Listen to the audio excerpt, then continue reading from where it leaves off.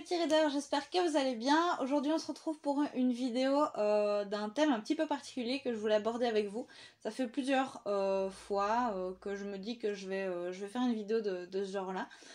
Sur un sujet un petit peu différent de ce qu'on voit d'habitude. En fait aujourd'hui je voulais tout simplement vous parler de la manière que j'ai de lire des classiques. Donc en fait depuis que je fais des chroniques écrites, c'est-à-dire 3 ans maintenant, j'ai dû chroniquer quelques petits classiques mais pas énormes. La dernière fois, je crois que c'est la semaine passée, j'ai lu On ne badine pas avec l'amour d'Alfred de Musset. Et quand je l'ai lu, comme toute lecture que je dois chroniquer, je réfléchis différemment quand je suis en train de le lire. Et là, je me disais, qu'est-ce que je vais pouvoir dire? En fait, je me suis rendu compte au fil du temps que j'avais comme une peur de m'attaquer, entre guillemets, à quelque chose qui a eu beaucoup d'analyse, parce que je me suis dit, si jamais moi je n'ai pas compris le texte de telle ou telle manière, ou si je l'ai pas analysé de la bonne façon, je vais juste passer pour une idiote en fait. Et en fait je me suis rendu compte que j'avais pas du tout la même approche si je lisais un classique que si je lisais un livre que j'allais chroniquer par après qui venait de sortir par exemple. Parce qu'en fait, quand je lis un classique, j'ai toujours cette façon d'analyser le livre, mais d'une manière beaucoup plus radicale. C'est-à-dire que je vais penser à comment l'auteur a tourné son texte, au contexte dans lequel l'œuvre a été écrite, au message qu'il a voulu transmettre, au procédé d'écriture qu'il a utilisé. Je vais être beaucoup plus dans l'analyse en fait, tout simplement. Alors que si je lis quelque chose pas forcément pour mon bon plaisir, mais qui vient de sortir ou qui est plus actuel, je vais plus être dans l'émotion en fait. Je vais plus me demander ce que j'ai ressenti, l'attachement de tel ou tel personnage, ce qui se passe, si ça va vite, si ça va lentement, des choses comme ça. Et c'est beaucoup plus dans le feeling en fait de ma lecture, et je me laisse beaucoup plus happer par la lecture que quand je lis un classique, je suis toujours en train d'analyser la moindre chose, parce que je me dis, si ça se trouve, il y a un mot que je vais louper, et en soi, il n'est pas mis en classique pour rien, c'est bien qu'il y a quelque chose de particulier avec ce livre.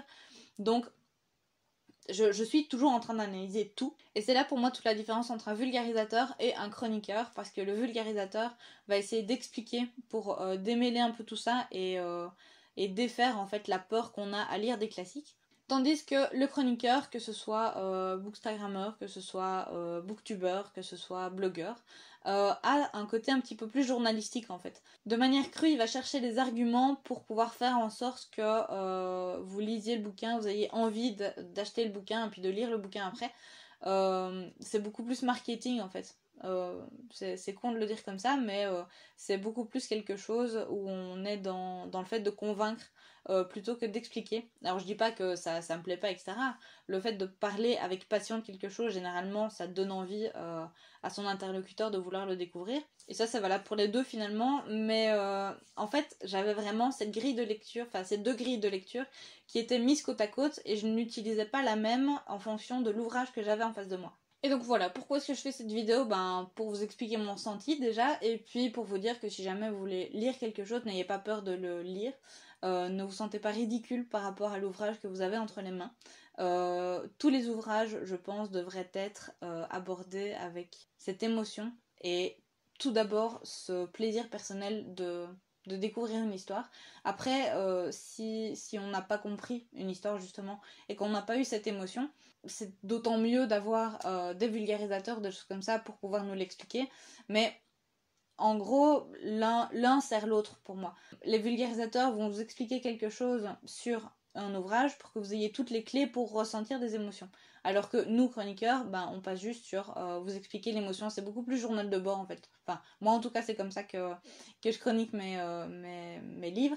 Mais voilà, si vous avez envie de dire quelque chose, lisez-le, que ce soit pour l'expliquer de manière plus analyse entre guillemets, ou que ce soit pour en parler après avec vos émotions et vos ressentis à vous. Mais voilà, n'ayez pas peur de lire et n'ayez pas peur de découvrir toute cette littérature magnifique. De toute façon, vu le nombre de livres qu'il y a, c'est impossible qu'il n'y en ait pas au moins un qui vous convienne. Je crois que c'est J.K. Rowling qui avait dit ça. Et je le dis souvent en librairie, enfin je le disais souvent en librairie. Elle avait dit quelqu'un qui n'aime pas lire n'est juste pas tombé sur le bon livre, et je crois que c'est vraiment ça. En fait, En fait, notre histoire avec un livre, pour moi, c'est un petit peu comme une histoire d'amour et c'est vraiment le coup de foudre qu'il faut que vous ayez. Donc voilà, si vous n'aimez pas la lecture, vous n'êtes juste pas tombé sur la bonne histoire et vous n'avez juste pas eu votre coup de foudre.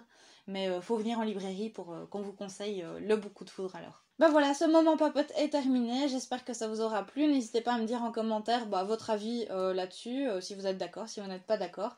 Ça me ferait plaisir d'ouvrir le débat et qu'on discute un petit peu en tout bien tout honneur et avec toute la gentillesse dont vous faites preuve d'habitude.